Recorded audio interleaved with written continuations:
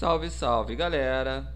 Estamos aqui de novo, eu e o Yorick. Fala, oi, Yorick. Para aquela aulinha de literatura. Bora, como eu havia prometido para vocês hoje, nossa aula é sobre resolução de exercícios, né? Vamos fazer uma sequência de resoluções de exercício de todas as escolas literárias, beleza? O nosso ponto inicial é o romantismo, joia? Então vamos lá, dar aquela acelerada na sua aprovação. Show de bola. Pessoal, comecei aqui trazendo para vocês uma questão que caiu na prova de vocês em 2017 para que vocês compreendam como é que o romantismo é cobrado na prova da SpaceX. Vale a pena perceber que já tem algum tempinho que não cai romantismo, joia? Então perseguem essa corrente literária porque pode ser que ela venha no próximo exame, sobretudo a segunda geração. Essa é uma dicasinha que eu estou dando aí para a galera. Não sei porquê, a segunda geração pode vir na prova desse ano, beleza? Vamos lá, vamos começar então as resoluções. SpaceX 2017. Sobre o romantismo no Brasil, marque a afirmação correta. O que essa questão estava pedindo para vocês? Contexto histórico, transformações ocorridas nesse contexto histórico e como esse contexto histórico vai influenciar na produção literária. Beleza? Falo sempre isso para a galera. Tanto o contexto histórico influencia na produção artística, quanto a produção artística influencia no contexto histórico. Então aqui a questão vai pedir para que vocês relembrem as características que estavam relacionadas ao romantismo, joia? Tanto características ligadas ao contexto histórico que foi produzido o romantismo no Brasil, quanto como esse contexto histórico transformou as características literárias. Então vamos lá, vamos às alternativas. Letra A. A arte romântica pôs fim a uma tradição clássica de 3 séculos e dá início a uma nova etapa na literatura, voltada aos assuntos contemporâneos àquela época, óbvio, não contemporâneos a nós nesse momento, efervescência social e política, esperança e paixão, luta e revolução, e ao cotidiano do homem burguês. Vamos ver se isso aqui tem a ver com aquilo que a gente discutiu acerca das características que envolvem o contexto histórico do romantismo. Falamos que o romantismo, em linhas gerais, não só o romantismo brasileiro, mas o romantismo europeu, foi muito influenciado pela Revolução Francesa, pela Revolução Industrial e pela ascensão de uma classe específica, que era a burguesia. Repare que a alternativa A traz diluída nas informações tudo aquilo que a gente viu associado ao contexto histórico. Efervescência social e política, tanto relacionada à Europa quanto relacionada ao Brasil. Se a gente pensar efervescência social e política na Europa, a gente está falando exatamente da Revolução Francesa. E se a gente pensar em efervescência social e política no Brasil, a gente está falando do processo de independência do Brasil. E antes do processo de independência, 1808, marcando a chegada da família real no Brasil. Perfeito? Esperança, paixão, luta e revolução também fazem parte desse contexto histórico. Em que medida eu tenho, por exemplo, luta e revolução sendo trabalhados nesse contexto histórico? Acabei de falar, processo de independência, mas não só. Existia ali também uma clara intenção de lutar contra a escravidão no Brasil, marcado pela terceira geração romântica, joia na poesia. Outra característica dentro dessa alternativa é a representação do homem burguês. Bom, assim como aconteceu no romantismo europeu, também a burguesia será representada pela literatura romântica no Brasil. Então, para nós, a alternativa A traz todas as características que envolvem o contexto histórico e que são transmitidas para a literatura. Vamos passar para a alternativa B. O lema da bandeira brasileira, ordem e progresso, é nitidamente marcado pelos ideais românticos. Parte da suposição de que é necessário ordem social para que haja o progresso da sociedade. Vejam bem, ordem e progresso é um lema positivista. O positivismo vai ser marcado, enquanto literatura, no realismo. Tudo bem? Faz parte de uma corrente científica trabalhada pela escola realista. Então, nada aqui tem a ver com o nosso romantismo. Beleza? Letra C. Romantismo era um movimento antimaterialista, antirracionalista, que usava símbolos, imagens, metáforas e sinestesia como finalidade de exprimir o mundo interior, intuitivo e antilógico. Poderíamos pensar até certo momento que eu tenho o romantismo enquanto movimento antimaterialista, ainda que seria um pouco estranho, pensando na classe burguesa, beleza? Mas, ainda assim, poderia forçar aí essa ideia de que é subjetivo. Antirracionalista, perfeito, o romantismo é antirracionalista. Só que as outras informações me distanciam do romantismo, que era a utilização de símbolos, imagens, metáforas e sinestesias. A escola literária que vai trabalhar essas características é uma escola chamada simbolismo, que vai mergulhar no mais profundo do eu, trabalhando com símbolos, imagens, metáforas e, sobretudo, com sinestesias. Beleza? Então, a letra C para a gente estaria também incorreta. Letra D. O movimento inspirou-se em uma lendária região na Grécia Antiga. Você já para, porque aqui você já associou qual é a vanguarda literária, ou seja, qual é a corrente literária que vai trabalhar essa questão da referência de um território grego. A gente está falando do arcadismo. Arcádia faz referência a um espaço grego, a um monte na Grécia de morada dos pastores. Então a letra D também está muito distante de uma possível associação ao movimento romântico. Letra E.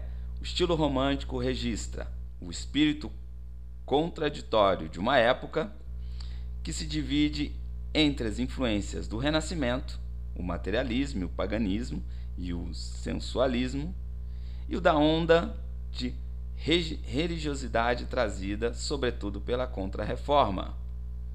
De qual escola que a gente está falando aqui? A nossa querida arte barroca, arte contra-reformista, arte que vai trabalhar a dualidade. Perfeito?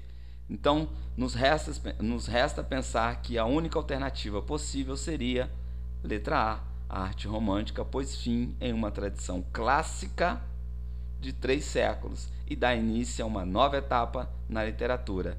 Etapa essa voltada aos assuntos contemporâneos do período, obviamente, que são efervescência social e política, esperança e paixão, luta e revolução e ao cotidiano do homem burguês.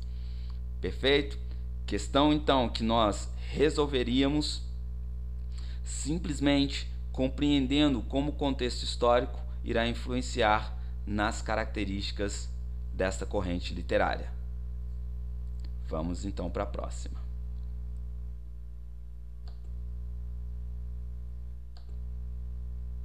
Fundação Carlos Chagas, uma questão bem próxima, bem semelhante dessa que a gente acabou de analisar. O movimento romântico, cujas origens estão na Alemanha e na Inglaterra, adquiriu na literatura brasileira um reflexo extraordinário. Por quê? Vamos lá. Romantismo alemão, grande influência em todas as outras produções românticas. Romantismo alemão vai ter início a partir de um romance chamado Sofrimento de um Jovem Werther, do Goethe, tá? Que influenciaria todo o romantismo, seja ele o alemão, seja ele o inglês, seja ele o francês, seja ele o romantismo brasileiro. E aí a pergunta tá apontando para a gente que a literatura brasileira adquiriu um reflexo extraordinário e pergunta qual é o motivo desse reflexo extraordinário. Bora lá. A. Coincidiu com o momento decisivo de definição da nossa nacionalidade e de valorização do nosso passado histórico. B. Prosperaram entre nós os sentimentos nativistas elevados ao mais alto plano estético, como demonstraram os poemas Uruguai e Caramuru. C. Nosso complexo cultural de colonizadores encontraram na prosa intimista sua expressão mais adequada e natural. D. Nossos homens de letras e de ciências criaram teorias em que se demonstrava a flagrante superioridade do pensamento anglo-germânico sobre o de outros povos. E. Nossas letras contavam, à época, com artistas de talento de um Machado de Assis e de um Raul Pompeia. 10 segundos para que vocês marquem a questão.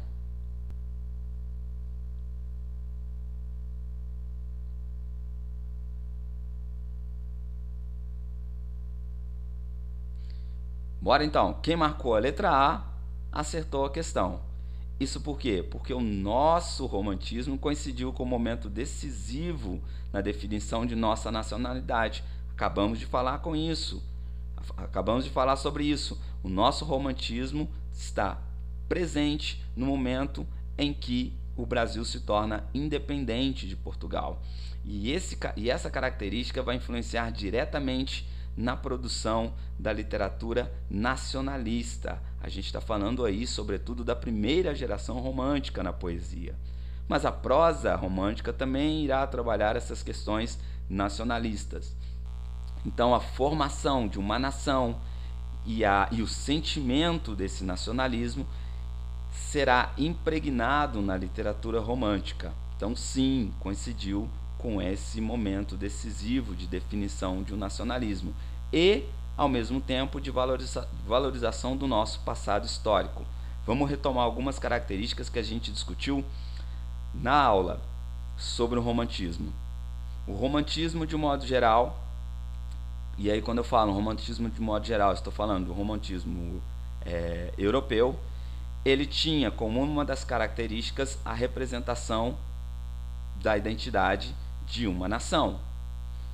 Na Europa, voltavam-se a um passado medieval para construir a figura de um herói que representaria essa nação. Então, na Europa, a Idade Média serviu como ponto para a representação desse herói.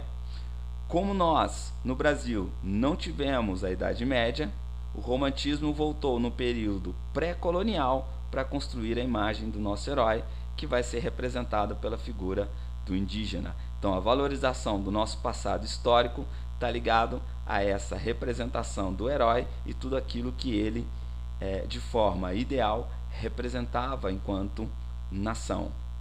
Joia? Por que a B não está correta? A B traz para a gente duas obras, que são duas epopeias que irão trabalhar a representação do indígena, porém, lá no arcadismo, Uruguai e Caramuru são duas epopeias do gênero épico que serão trabalhadas na épica Arcade.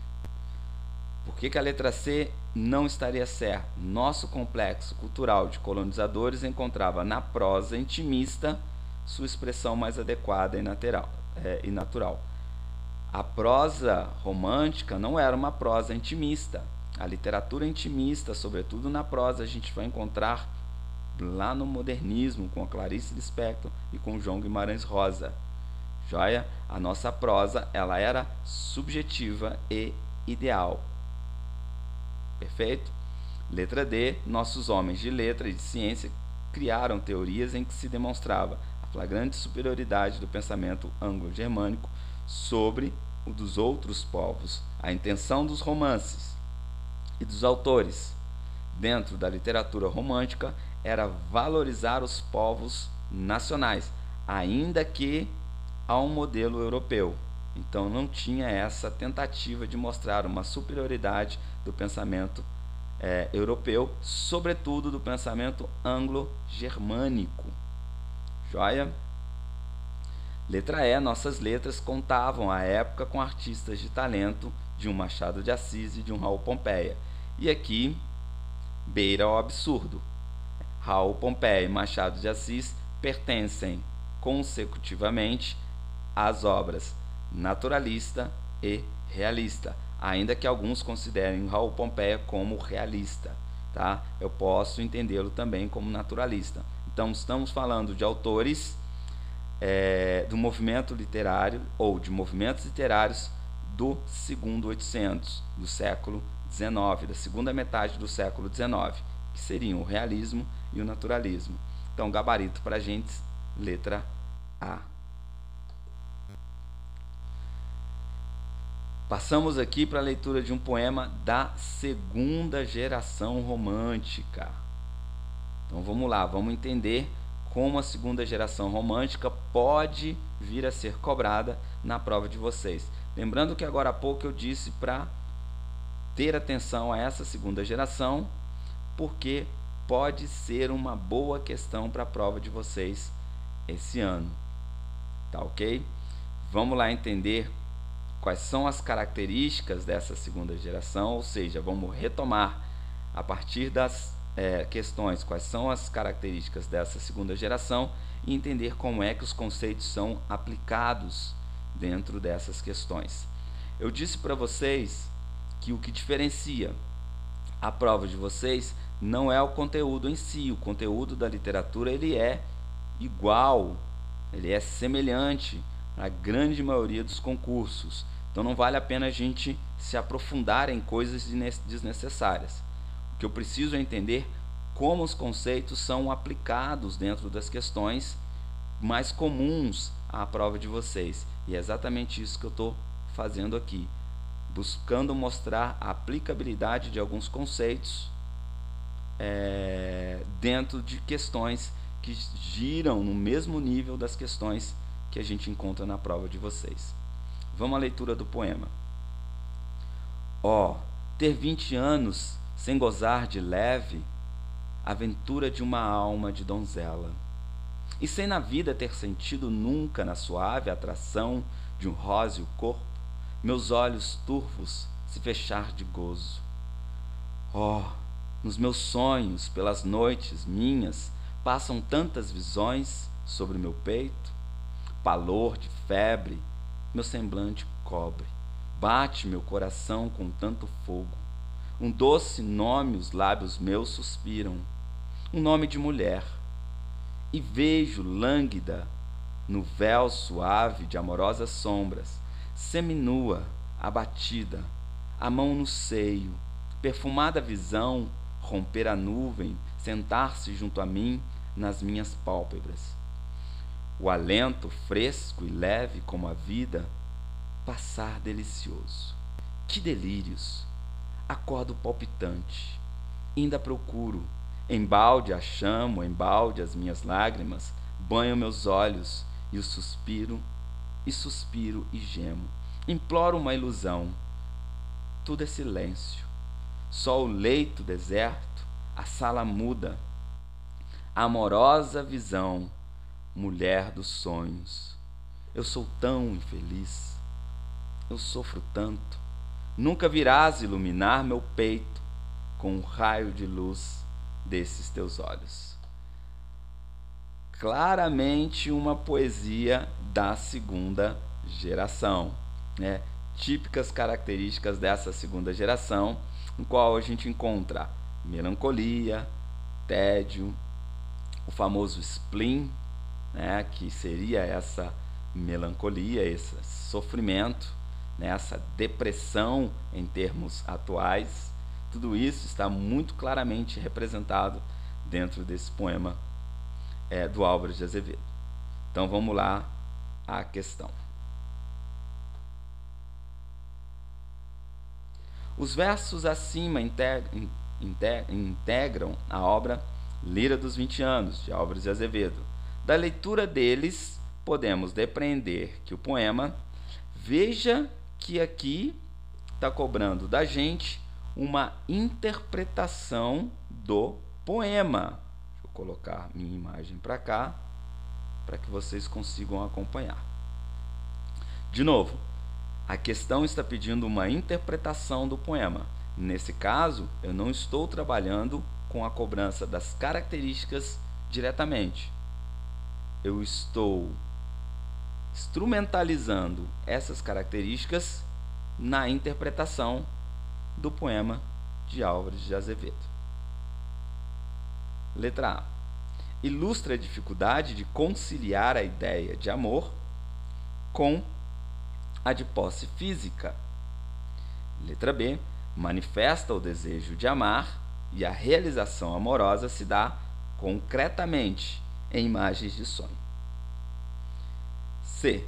Concilia sonho e realidade, e ambos se alimentam da presença sensual da mulher amada.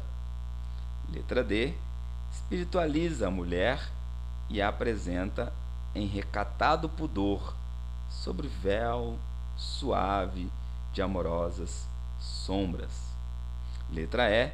Revela o sentimento de frustração provocado pelo medo de amar e pela recusa doentia e deliberada à entrega amorosa. 10 segundos para vocês pensarem na alternativa.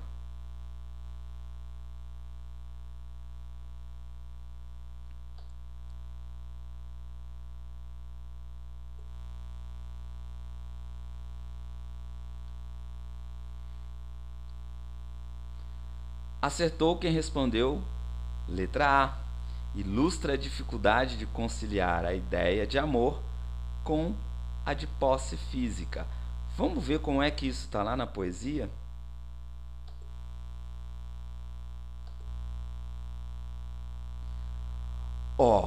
Ter 20 anos sem gozar de leve a aventura de uma alma de donzela, e sem na vida ter sentido nunca a suave atração de um róseo corpo, meus olhos turvos se fechar de gozo.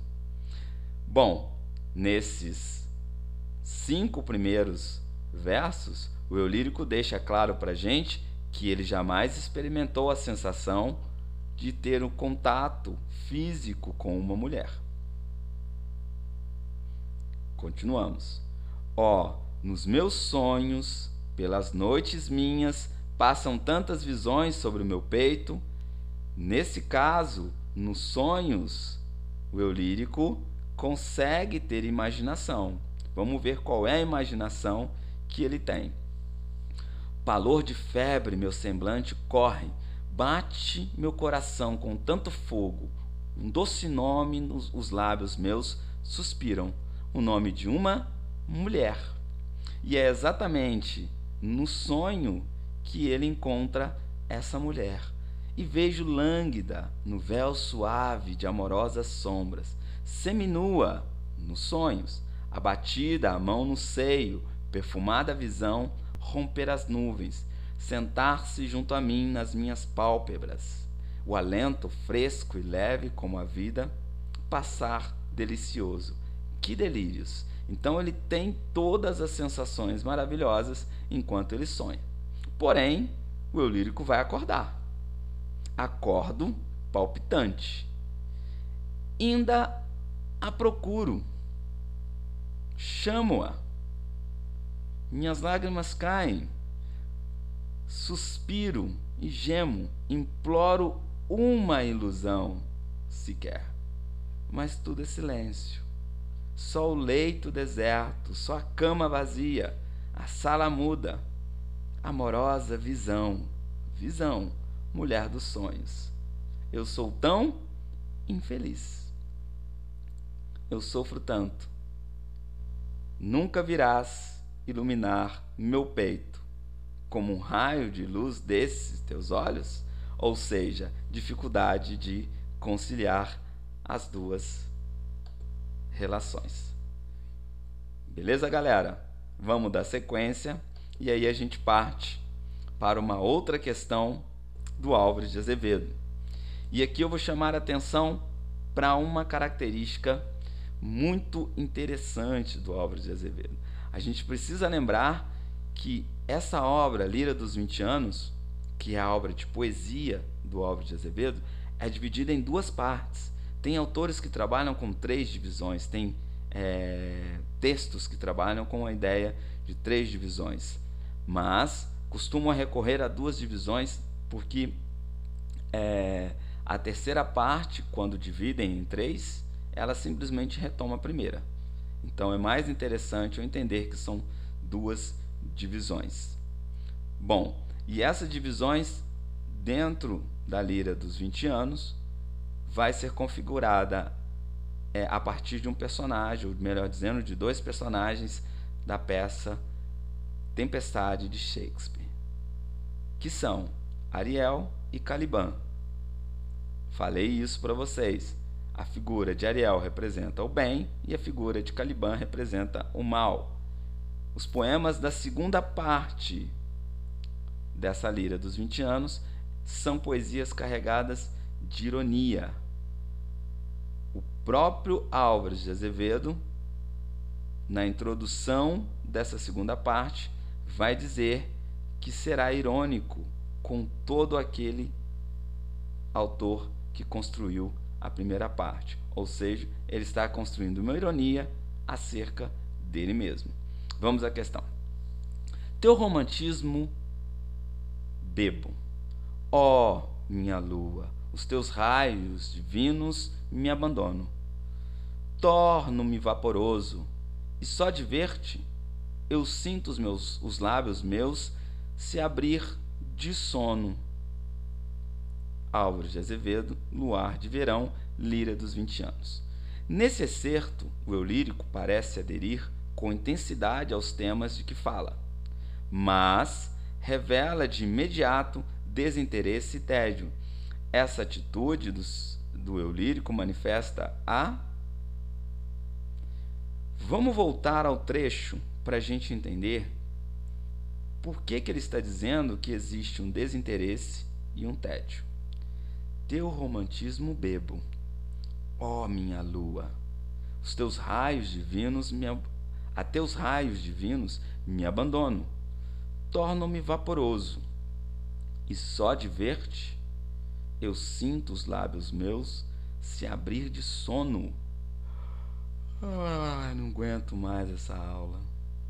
Sacaram? Ou seja, existe um tédio muito claro representado pelo eu lírico. Então vamos às questões, às alternativas. Gabarito. Alternativa A, ironia romântica.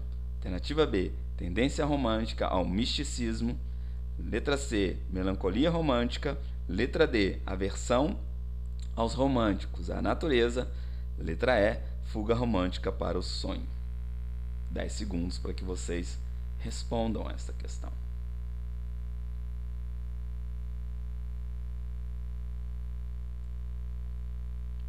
Acertou quem marcou. Gabarito, letra A, ironia romântica.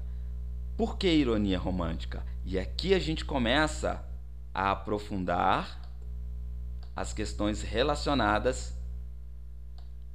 às características dessa segunda geração. Como eu havia dito para vocês, a poesia do Álvares de Azevedo vai ser trabalhada em 2 faces ou fases. Poesias são escritas sob o signo da identidade mística Ariel e Caliban, que foram tomadas e emprestadas da peça A Tempestade de William Shakespeare. Pode-se dizer que, grosso modo, Ariel representa a face do bem e Caliban representa a face do mal. Então estão aí representados na imagem o anjo, Ariel, representando o anjo do bem, e o anjo, Caliban, representando a face do mal. Na peça Tempestade, Ariel é o belo e Caliban é o monstro. Ele tem metade do rosto representado enquanto monstro. Em Lira dos 20 Anos, esses personagens encarnam as 2 facetas exploradas pelo autor na primeira e na segunda parte do livro.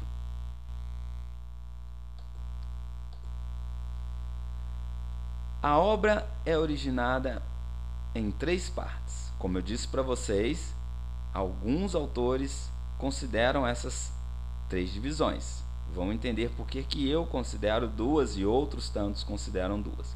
A primeira apresenta uma poesia de cunho idealizante. Presta atenção aqui, que é nesse exato momento que a gente vai aprofundar algumas características que eu já falei na aula. A primeira parte, então, a parte chamada Ariel, apresenta uma poesia de características idealizantes. Ou seja, o amor ideal, a mulher ideal, ainda que seja uma representação de tédio e melancolia, ainda que eu tenha pessimismo, existe um ideal. Como assim? Vamos lá. Um contexto que me traz um mal-estar, eu idealizo me deslocar dele, que é a ideia do escapismo que nós vimos. Ou seja, a fuga da realidade para um mundo ou para um espaço ideal, seja a morte, seja a boemia, seja um passado, que a infância não importa. A ideia é pensar que mesmo sendo a morte, mesmo sendo a loucura, mesmo sendo para o entorpecente, é um mundo ideal. E por que é um mundo ideal? Porque o mundo real causa mal-estar. Então, a primeira parte apresenta essa poesia de caráter idealizante, sentimental e abstrato, espiritual. Perfeito? São 33 poemas a primeira parte.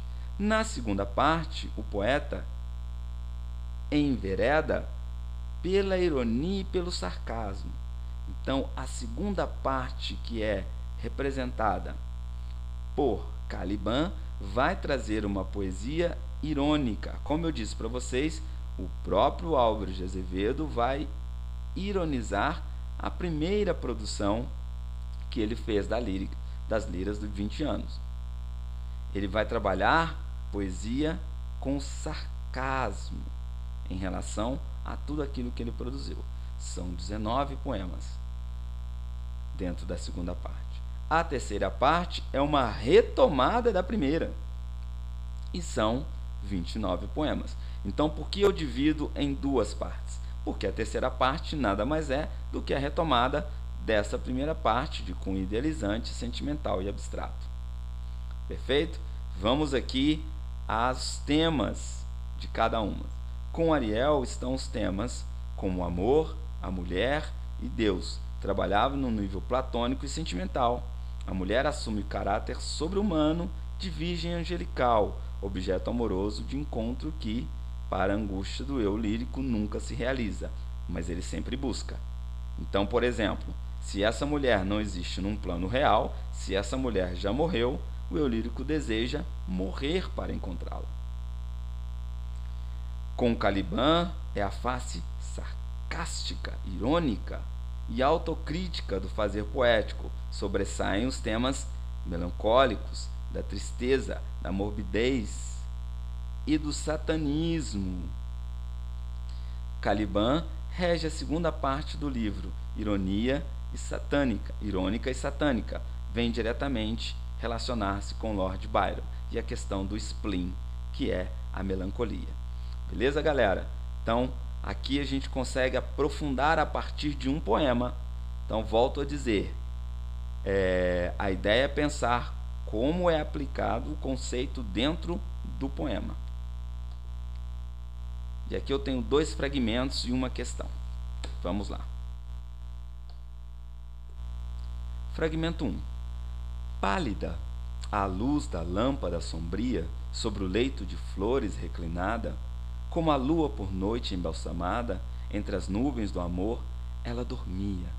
Era a virgem do mar, na escuna fria, pela maré das águas embalada.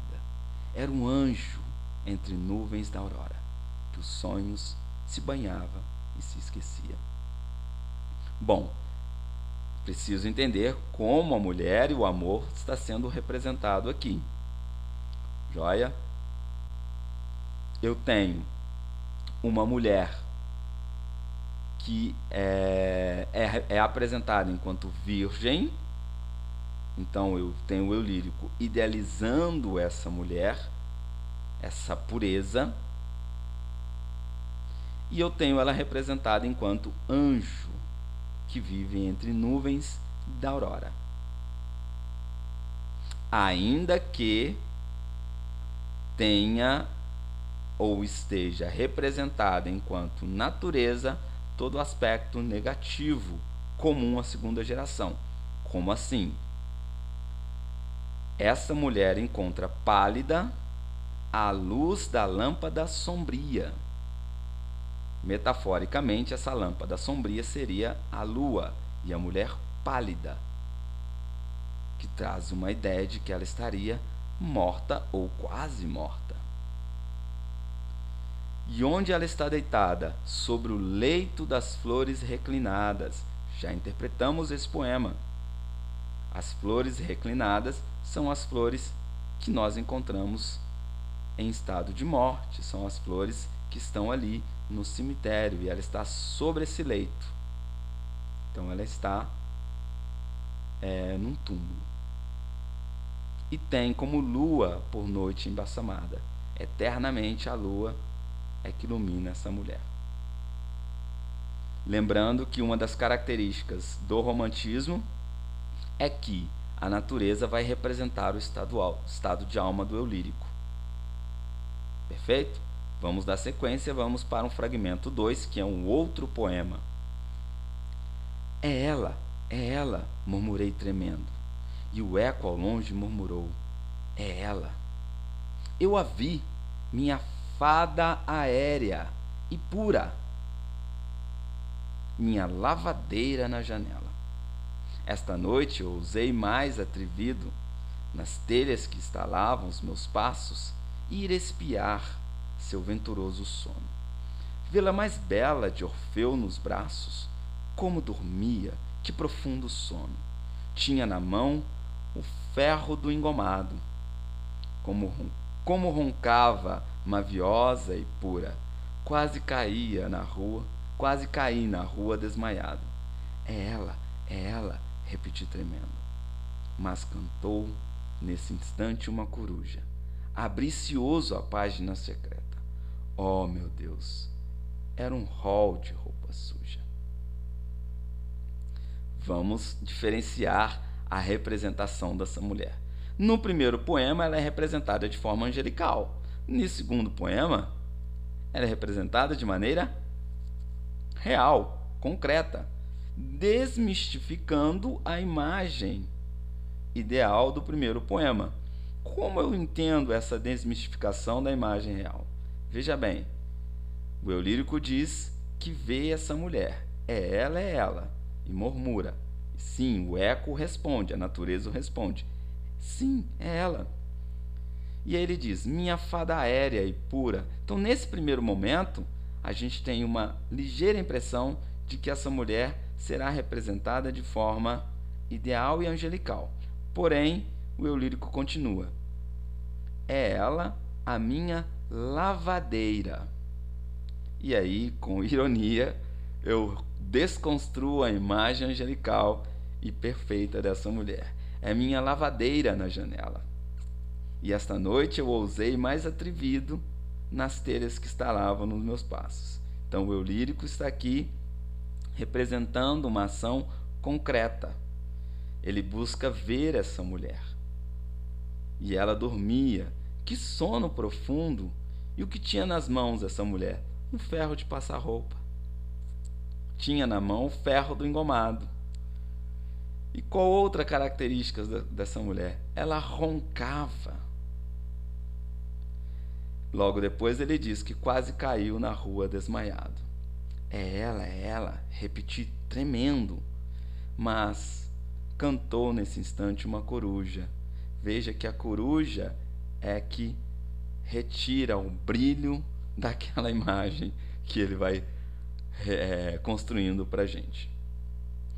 Abri cioso a página secreta. Ele recebe um bilhete e abre a página para saber o que tinha nesse bilhete que ele encontra em suas mãos. Se fosse uma poesia de aspectos românticos idealizados, teriam ali qualquer notícia ou qualquer frase que significasse o amor ou desejo de amor dessa mulher para com esse homem.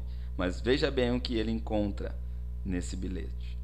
Oh, meu Deus, era um rol de roupas sujas, ou seja, todas as roupas ali designadas que ela deveria lavar. Então, esse poema é contrário ao primeiro poema. Eu tenho claramente as duas faces da obra do Álvares de Azevedo. Vamos à questão? Os fragmentos acima são de Álvares de Azevedo e desenvolvem o tema da mulher e do amor. Caracterizam duas faces diferentes da obra do poeta. Comparando os dois fragmentos, podemos afirmar que no primeiro, manifesta-se o desejo de amar e a realização amorosa se dá plenamente entre os amantes.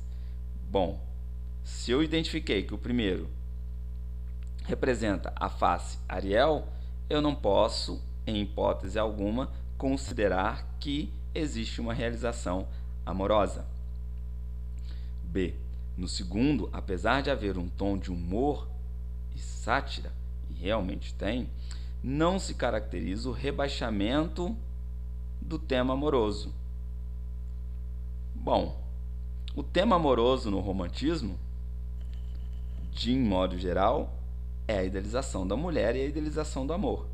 Na medida que eu tenho uma mulher representada como uma lavadeira, uma mulher que ronca, e essa imagem não seria o rebaixamento do tema amoroso? Então vamos pensar nessa característica. A alternativa está dizendo que não caracteriza o rebaixamento do tema amoroso. Letra C. No primeiro, o poeta figura a mulher adormecida e toma como objeto de amor jamais realizado. Letra D. No segundo, o poeta expressa as condições mais rasteiras de seu cotidiano, porém atribui à mulher traços de idealização, iguais ao do primeiro fragmento. Letra E. No segundo, ao substituir a musa virginal pela lavadeira entretida com um rol de roupa suja, o poeta confere ao tema amoroso tratamento idêntico ao verificado no primeiro fragmento. Então, 10 segundos aí para vocês gabaritarem a questão.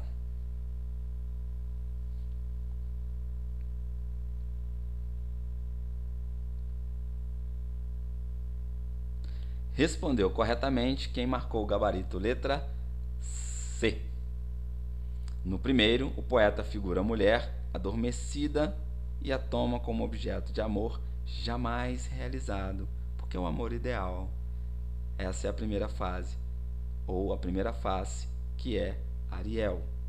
Então, voltando à alternativa B, não se caracteriza o rebaixamento do tema amoroso, está errado, porque caracteriza o rebaixamento do tema amoroso na medida em que ele representa essa mulher desconfigurada a partir da imagem ideal. Perfeito? Então só nos resta a letra C.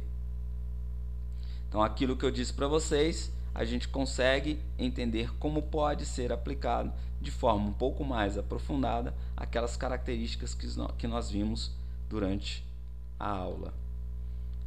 Vamos aí a uma outra questão.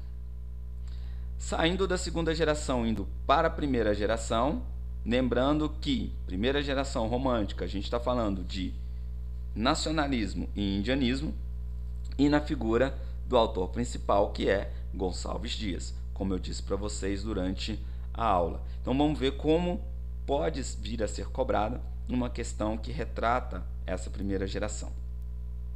Tenho aqui um trecho de Canção do Exílio, trecho conhecido, todo mundo conhece, na verdade tem um poema completo, né? Todo mundo conhece o poema, já falei disso, muito parafraseado, os professores de matemática adoram parafrasear esse poema com a lei de senos e cossenos. Enfim, temos aqui um trecho do poema. Não vou perder tempo na leitura, já vou passar direto para a questão. Gonçalves Dias consolidou o romantismo no Brasil. Sua canção de exílio pode ser considerada tipicamente romântica. Por quê? Bom, sabemos que Canção do Exílio pertence à primeira geração romântica.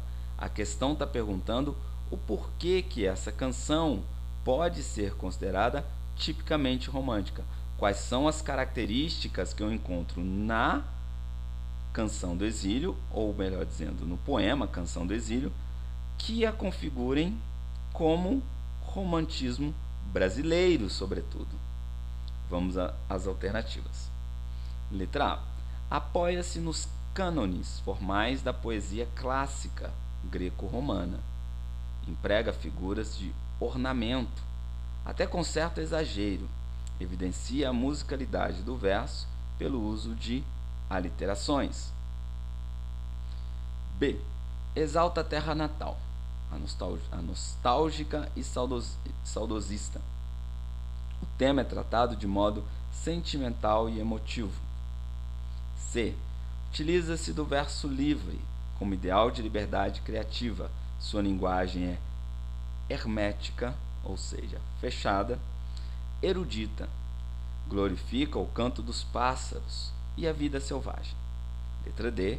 Poesia e música se confundem como artifício simbólico. A natureza e o tema bucólico são tratados com objetividade. Usa com parcimônia as formas pronominais de primeira pessoa. Usa com cuidado as formas pronominais de primeira pessoa. Letra E. Refere-se à vida com descrença e tristeza. Expõe o tema na ordem sucessiva, cronológica. Utiliza-se do exílio como meio adequado de referir-se à evasão da realidade. 10 segundos. Tomem fôlego e respondam.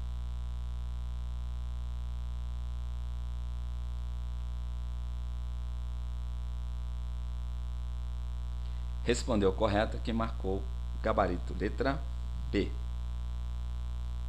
Então vamos lá. Apoia-se nos cânones formais da poesia clássica.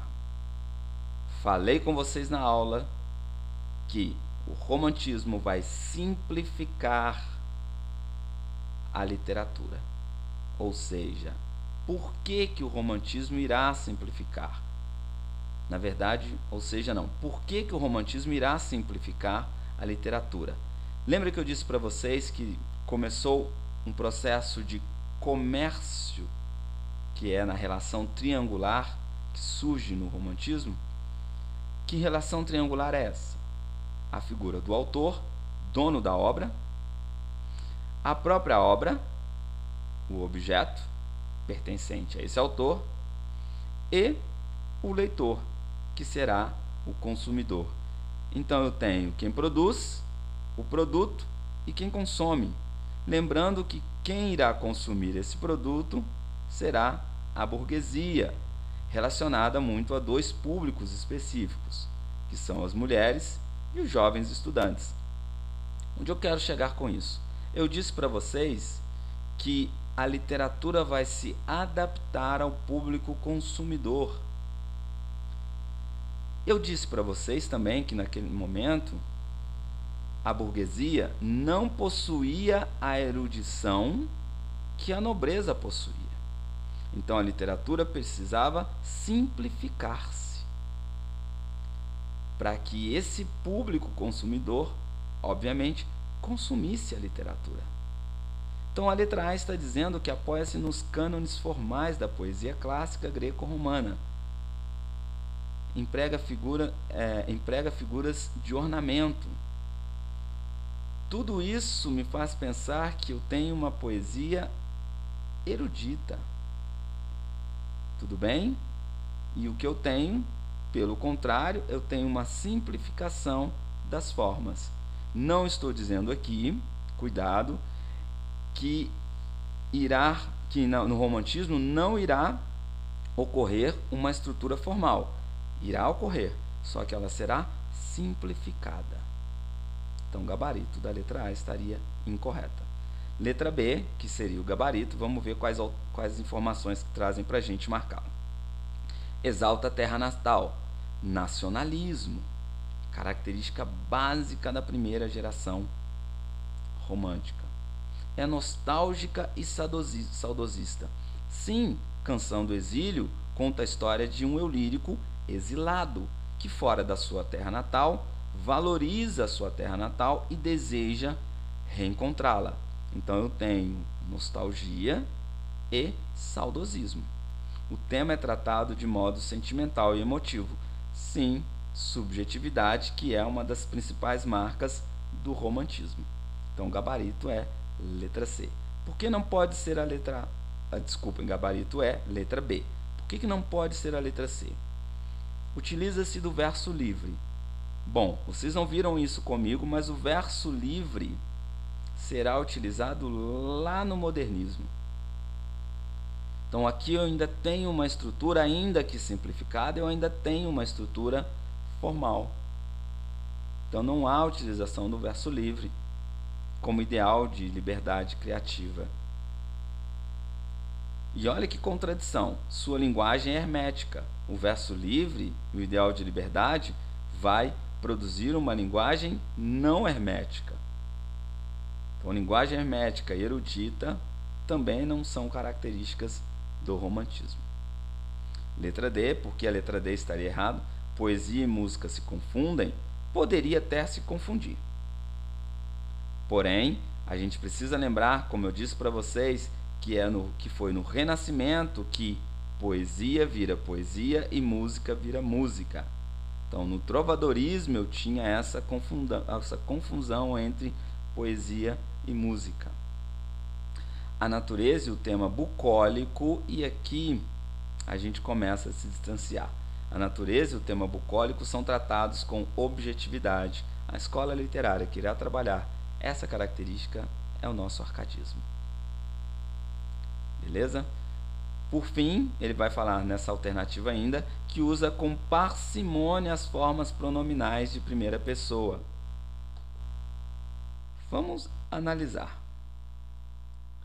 Nosso céu tem mais estrela, nossas várzeas, nossos bosques, nossa vida. Em cismar sozinho, eu sozinho, minha terra, minha terra, minha terra, sem que eu volte. Primeira pessoa é o que não falta, seja ela de qual forma é representada dentro desse poema. Primeira pessoa é o que não falta, então não existe parcimônia, exatamente porque o romantismo é a arte da subjetividade. Letra E refere-se à vida com descrença e tristeza, expõe o tema em ordem sucessiva cronológica e utiliza do exílio como meio adequado de referir-se à evasão da realidade. Bom, descrença e tristeza está na segunda geração romântica. Evasão também está na segunda geração romântica. Trata-se de um poema da primeira geração e essas características não estão presentes em Canção do Exílio. Então, de novo, nosso gabarito é a letra B. Todas as afirmativas sobre o poema Ijuca-Pirama, de Gonçalves Dias, estão corretas, exceto, só lembrando rapidamente o poema Ijuca-Pirama que nós vimos também na aula anterior. O poema é uma epopeia, ou seja, é um poema escrito em narrativa, melhor dizendo, é um poema narrado, escrito em versos. Não estou dizendo que é uma narrativa poética, eu estou dizendo que é um poema com características narrativas, porque tem uma espécie de epopeia sendo construída ali. Perfeito? E qual era a história? É um indígena, um herói indígena, que vai ser capturado por uma tribo rival e vai passar por um ritual de antropofagia. Falei disso na aula passada. Ele vai chorar para não morrer, ou seja, ele vai clamar pela vida para cuidar de seu pai. No momento em que ele é liberado, encontra seu pai questiona o porquê que ele está vivo. Um herói da sua tribo deveria morrer se ele tivesse passado por um ritual antropofágico, exatamente para honrar a tribo. Então Ijuca-Pirama volta para a tribo que o capturou, começa a matar todo mundo, e aí quem percebe que ele é um herói é o pai e chora. Lembrados? Então esse é o tema do poema Juca-Pirama. Vamos ver o que a alternativa que as alternativas estão trazendo para a gente. Todas as afirmativas sobre o Juca-Pirama estão corretas, exceto a: caracteriza-se pela adequação do ritmo e da métrica ao assunto enfocado. Vamos lá, então, instrumentalizar aquilo que a gente viu. Ritmo é estrutura poética. Acabei de dizer para vocês que o romantismo vai manter uma certa estrutura poética. Lembrando que Juca-Pirama é marcado por um ritmo que se assemelha à batida do tambor do ritual antropofágico. Tudo bem? Então, o ritmo do poema tenta copiar a batida do tambor do ritmo do ritual antropofágico. Letra A está correta. Destaca o heroísmo e a honradez que caracterizam um herói romântico. Perfeito! Então, no primeiro momento, o eu lírico, na verdade, o personagem Juca-Pirama se apresenta enquanto fraco, mas no segundo momento, ao voltar para a tribo e destruir todo mundo, ele mostra ali todo o seu heroísmo e toda a sua honradez. É exatamente por isso que o pai chora. C. Mostra a rivalidade existente entre diversas tribos indígenas. Sim, essa é uma característica épica também de apresentar o elemento de guerra, o combate. O combate entre tribos rivais. Letra D. Ressalta a dramaticidade do assunto ao deixar de lado o lirismo romântico. E aí acende uma luz. Ressalta o drama do assunto ao deixar de lado o lirismo romântico. É o contrário. A dramaticidade, aqui não tem nada a ver com o gênero dramático. A dramaticidade do assunto é composta exatamente pelo lirismo romântico. Qual é a dramaticidade dentro desse poema? O momento em que ele vai ser morto no ritual antropofágico. No momento em que ele vai ser morto, ele vai ser comido, para que os guerreiros, ao comê-lo, adquirem sua força, ele chora. Então, quando o poema toma um drama, um alto grau de dramaticidade, que é o momento da morte do Juca-Pirama, o elemento romântico entra. Por que o elemento romântico entra no poema nessa hora? Porque o Juca-Pirama chora. E por que ele chora? Por amor. Por amor ao pai. Percebem?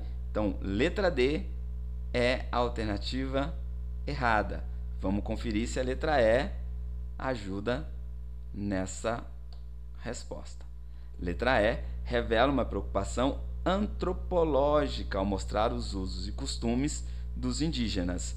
Perfeito! Uma característica que eu falei para vocês também, que é o brasileirismo, enquanto característica do romantismo. Falei na aula passada.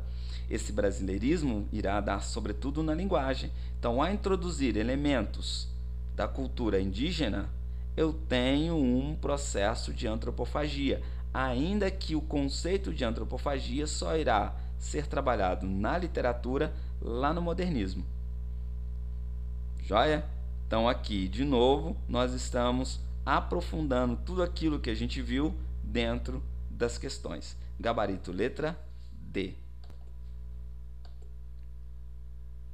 Mais uma questão aqui, da primeira geração, vamos a ela. Cantor das selvas, entre bravas matas, áspero tronco de palmeira escolho. Unido a ele soltarei meu canto, enquanto o vento nos palmares zune. Rugindo ao longos, encontro leques. Os versos acima de Os Timbiras, de Gonçalves Dias, apresentam características da primeira geração romântica. E aí é só encontrar as características dessa primeira geração em uma das alternativas. Bem tranquila a poesia. A. O apego a certo equilíbrio na forma de expressão, presença de nacionalismo pela temática indianista e pela valorização da natureza brasileira. Acende uma luzinha aí pra gente, porque existe um equilíbrio na forma e ele está dizendo que é um certo equilíbrio. Eu acabei de dizer agora há pouco que o romantismo não vai ter versos livres, então eu vou ter uma certa utilização de uma estrutura formal, que talvez esteja relacionada com esse certo equilíbrio. Vamos ver as outras alternativas.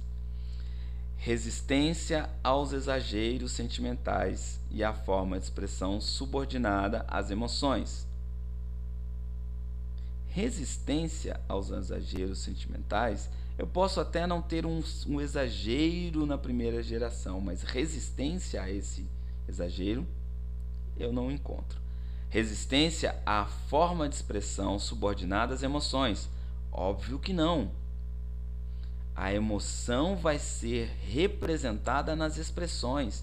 Lembrem-se que eu disse, sobretudo, quando for representada a natureza, que a natureza vai estar representando o estado de alma do lírico. Então, se o lírico está feliz, a natureza vai representar essa felicidade. Se o lírico está triste, a natureza vai representar essa tristeza. Então, a expressão, aquilo que é colocado no poema, está subordinado, sim, às emoções. Visão da poesia a serviço das causas sociais, como a escravidão. Bom, aqui a gente tem um claro distanciamento, porque a primeira geração não vai trabalhar poesia social, sobretudo não vai trabalhar a questão da escravidão. Quem vai apontar essas questões é Castro Alves, autor da terceira geração romântica. Letra D. Transbordamento na forma de expressão. Valorização do índio como típico homem nacional. Apresentação da natureza como refúgio dos males do coração. A natureza não é um Fugeren Urben, não é um refúgio para os males do coração. A natureza representa o estado de alma do eu lírico. Letra E. Expressão a serviço da manifestação do estado de espírito mais exagerado.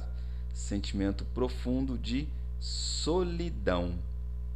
E aqui a gente está trabalhando características da segunda geração romântica. A segunda geração romântica é que vai exagerar, é que vai elevar esse grau de emoção. Não é à toa que ela é chamada também de ultra-romântica. Beleza? Então eu chego a um nível emocional exagerado. Exatamente por isso que eu não consigo suportar. Salvo engano, eu pulei a letra C. Então vamos voltar à letra C. Expressão preocupada com senso de medida. Mal do século, natureza como amiga e confidente. Então, só pela ideia do mal do século, eu já retiro essa possibilidade.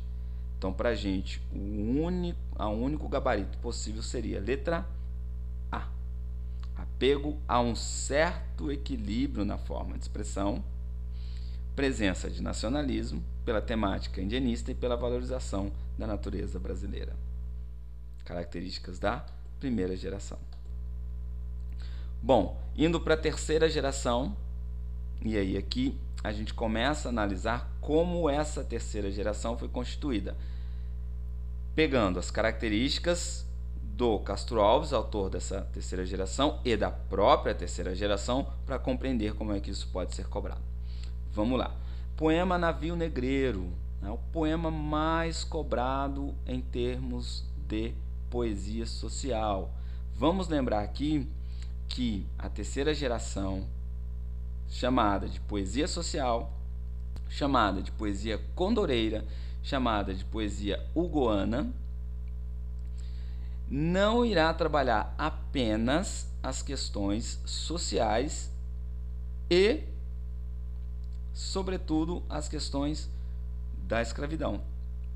A poesia social está associada à questão da escravidão, ou seja, Castro Alves é reconhecidamente o poeta dos escravizados. Foi isso que nós vimos. Ele vai utilizar a poesia como arma de luta contra a escravidão. Não é à toa que o discurso é todo empolado, né? Grandiloquente. Tudo bem? Não é à toa que ele usa hipérbole, metáforas hiperbólicas também. Tudo bem? Isso tudo para quê? Para, na linguagem, chamar a atenção do seu público para o problema. Mas não é só essa temática do Castro Alves. Castro Alves irá trabalhar também a temática do amor. Antes da gente analisar a temática do amor, vamos analisar essa poesia social na questão. Navio negreiro. Era um sonho dantesco, o tombadilho que das luzerdas a vermelho brilho em sangue a se banhar, tinir de ferros, estalar de açoites, legiões de homens negros como a noite horrendos a dançar, negras mulheres suspendendo às tetas magras crianças cujas bocas pretas regam o sangue das mães, outras moças mais nuas, espantadas no turbilhão de espectros arrastadas, em ânsias e mágoas vãs, presa nos elos de uma só cadeia, a multidão faminta cambaleia e chora e dança ali, um de raiva delira, outro enlouquece, outro que de martírios embrutece, cantando, geme e ri. No entanto, o capitão manda a manobra. Após, fitando o céu que se desdobra, tão puro sobre o mar, diz do fumo entre os densos nevoeiros: vibrai, rige o chicote, marinheiros, fazei-os mais dançar. Belíssimo poema, belíssimo. Com base no poema apresentado acima, assinale a opção correta. Então é simplesmente para a gente analisar quais são as características que a gente encontra naquele poema que se associam às características da poesia social, que é a poesia do Castro Alves. Vamos lá. Letra A. O estilo, a seleção lexical e a sintaxe do poema prenunciam característica do modernismo literário. E aí você bota a mão na cabeça e fala assim: louco! A gente está lá no romantismo. Pensar que uma literatura produzida no começo do século XIX já vai trazer, em termos de léxico e sintaxe, e aí estou falando de estrutura, as características do modernismo literário. Modernismo literário é a ruptura total, sobretudo a primeira geração modernista.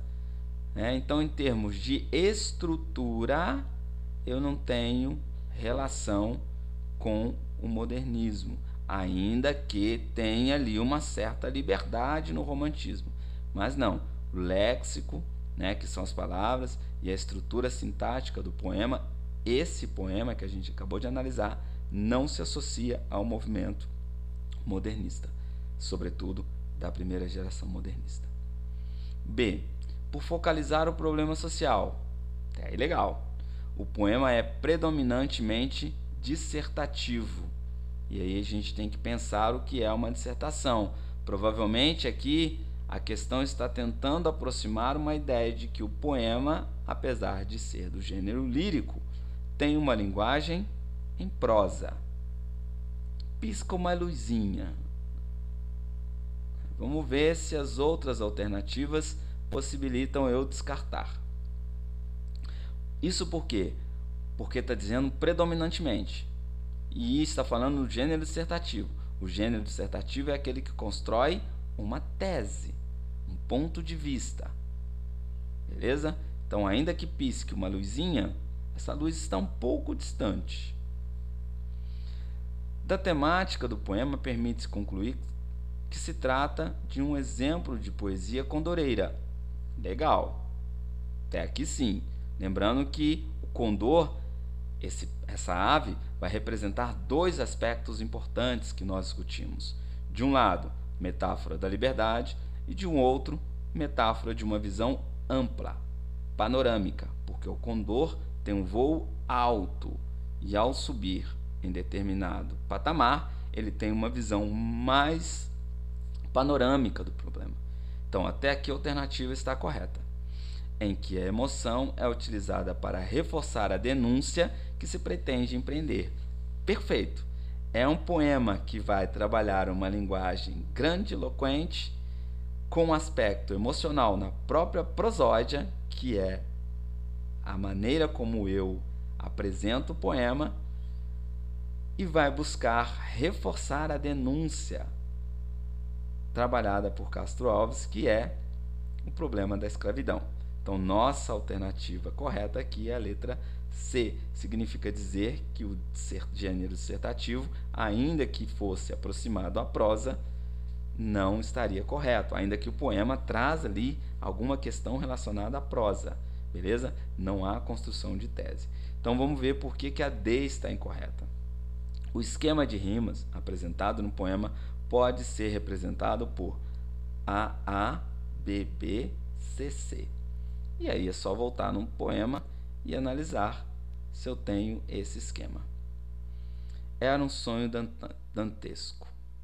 O tombadilho que das luzerdas avermelhava, o brilho a se banhar, em sangue a se banhar, tinir de ferro, estalar de açoites.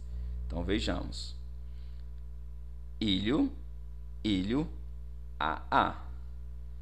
Banhar, açoite. Aqui eu já não tenho bebê. Tudo bem? Então, aquele esquema de rima não pode ser. Gabarito, letra C. Bom, mais um poema do Castro Alves. Nesse aqui, antes de falar desse poema, eu queria voltar no Navio Negreiro, aproveitando aqui para apresentar algumas questões que podem ter ficado, de certa forma, em abstrato durante a aula. Quando eu digo para vocês que existe uma metáfora hiperbólica, né, que existe aqui uma hipérbole, um exagero a partir da metáfora, nos poemas do Castro Alves, e que essa é uma característica dele, eu estou dizendo o seguinte: sigam comigo na imagem que está sendo construída no poema. Ele vai dizer no 1, 2, 3, 4, 5, 6, no 7º verso: negras mulheres suspendendo às tetas, magras crianças, cujas bocas pretas rega o sangue da mãe. Então, reparem a cena. É uma metáfora, tá? É uma imagem construída em forma de... uma simbologia que ele trabalha a partir dessa metáfora, que é extremamente exagerada para chamar a atenção. Então, sigam comigo na interpretação desses versos. Negras mulheres, tudo bem a imagem? Lembrando que a gente está num navio negreiro. Então, construa no imaginário de vocês o navio negreiro, a condição que esses escravizados estão nesse navio negreiro, que é um navio de carga de mão de obra escravizada. E aí imagine então essas negras mulheres. Elas estão suspendendo na direção dos seios, ou seja, suspendendo às tetas, magras crianças, que são seus filhos, cujas bocas pretas rega o sangue das mães. Então, essas crianças estão com as bocas no seio da mãe, amamentando-se do sangue dessa mãe. Essas crianças não amamentam-se de leite. Então, ele substitui o leite, que é metáfora para a vida, pelo sangue, que neste poema está representando dor, sofrimento e morte. Então, o que ele está dizendo para a gente na leitura é que essas crianças se alimentam ou estão se nutrindo da dor, do sofrimento e da morte de todos aqueles que estão sendo escravizados. Entenderam a ideia da hipérbole na metáfora? Então, esse exagero, essa imagem exagerada é para chamar a atenção de todo o sofrimento que os escravizados passavam durante o período da escravidão. Então essa é uma ideia. Uma outra ideia que pode vir cobrada para vocês sobre essa linguagem hiperbólica está no primeiro verso, quando ele diz: era um sonho dantesco. Que sonho é esse? O sonho é, na verdade, o inferno, que é a escravidão. Por que isso é exagerado? Porque ele pega a figura de Dante Alighieri, poeta renascentista, que vai fazer uma obra chamada A Divina Comédia, na qual ele representa a passagem de um homem em busca de uma mulher pelos 7 círculos do inferno. Então ele está trabalhando ali o sonho apresentado por Dante Alighieri, que era o sonho de conquistar, de encontrar a mulher amada. Como esse sonho é colocado? De novo, era um homem que passava pelos 7 círculos do inferno. Então ele diz que aquilo ali era um sonho infernal, mas não um inferno qualquer. É o inferno da Divina Comédia. Percebem? Isso é hipérbole. Isso é exagero. Beleza? Então, metáforas e exageros, metáforas hiperbólicas e hipérboles podem ser construídas e são construídas dentro do poema de Castro Alves. Para quê? Para chamar a atenção, para provocar ali uma imagem mais dolorosa e mais pesada para aquele que escuta o poema. Lembrando que o Castro Alves está trabalhando com a poesia enquanto arma. Dando sequência aí, a gente passa então para outra vertente do Castro Alves. O poema é O Gondoleiro do Amor. Vamos ver como o poema constrói a imagem do amor. Dama negra, teus olhos são negros, negros como a noite sem luar. São ardentes, são profundos, como o negrume do mar.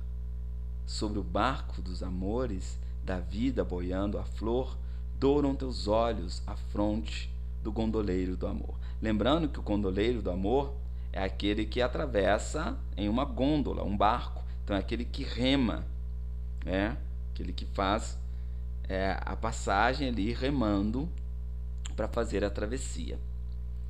Então, continua. Douram teus olhos a fronte do gondoleiro do amor. Tua voz é a cavatina dos palácios de Sorrento. Quando a praia beija a vaga, quando a vaga beija o vento, e como em noites de Itália ama um canto pescador.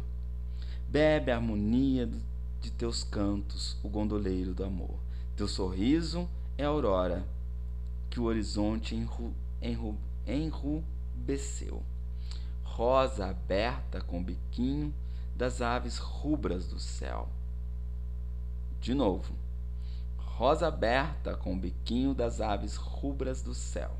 Nas tempestades da vida, das rajadas do furor, foi-se a noite. Tem auroras o gondoleiro do amor. Então o gondoleiro passou a noite e amanheceu. Teus seios é vaga dourada ao tíbio clarão da lua, que ao murmúrio das volúpias dos desejos, arqueja, palpita nua.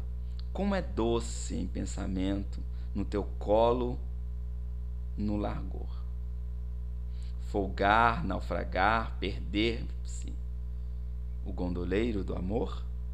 Perder-se onde? No seu colo. No colo, aqui. Não no colo como a gente conhece, que seriam nas pernas. No colo, no peito, no seio. Lembrando que o seio está nu, não é? Teu amor na treva é um astro, no silêncio uma canção. É brisa nas calmarias, é abrigo no tufão. Por isso eu te amo, querida, quer no prazer, quer na dor. Rosa, canto, sombra, estrela do gondoleiro do amor. É belíssimo, belíssimo poema. Bom, o que eu chamo a atenção aqui é aquilo que eu disse para vocês. O poema de amor, ou a lírica amorosa do Castro Alves, vai ser carregada de erotismo. Vai representar um amor concreto, diferente da lírica trabalhada no romantismo de um modo geral. Então aqui eu tenho a representação do amor realizado, concreto. Como é que eu vejo isso nesse poema? Eu tenho metáforas que devem ser desconstruídas. A própria ideia do gondoleiro do amor. O gondoleiro do amor, ele lança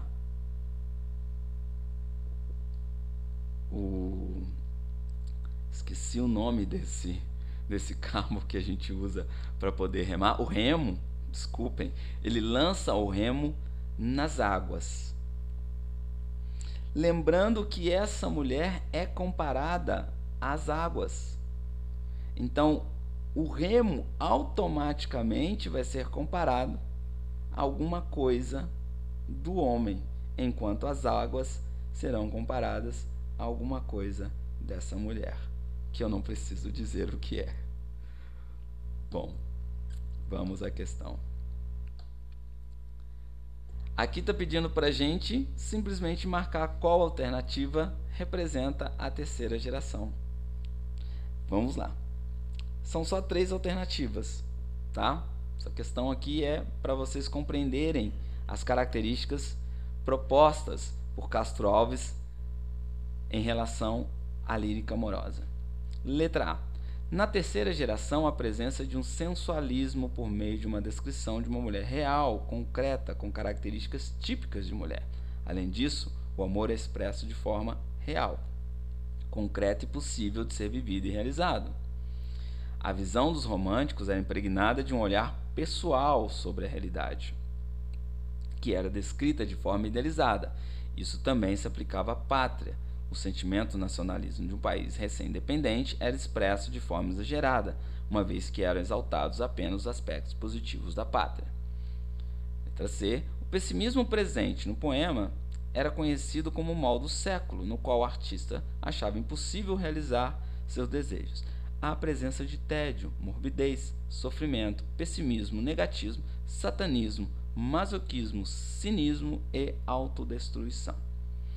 Qual dessas alternativas traduz o poema Gondoleiro do Amor, do Castro Alves? Gabarito letra A, porque a B está falando da primeira geração e a letra C está falando da segunda geração. Perfeito? Então as características que marcam Gondoleiro do Amor e todas as poesias amorosas do Castro Alves seria letra A. Galera, muito obrigado. Espero que vocês tenham gostado, tá? Como eu disse para vocês, a gente vai trabalhar uma série de questões que envolvem o romantismo. Desculpem, romantismo não, que envolvem todas as escolas literárias. Um grande abraço, se cuidem.